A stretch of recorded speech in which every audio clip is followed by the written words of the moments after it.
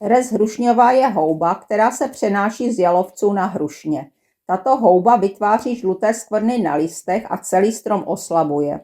Na ochranu proti rzi si připravíme odvar z přesličky nebo použijeme přípravek Equisetum Plus, který obsahuje přesličkový extrakt.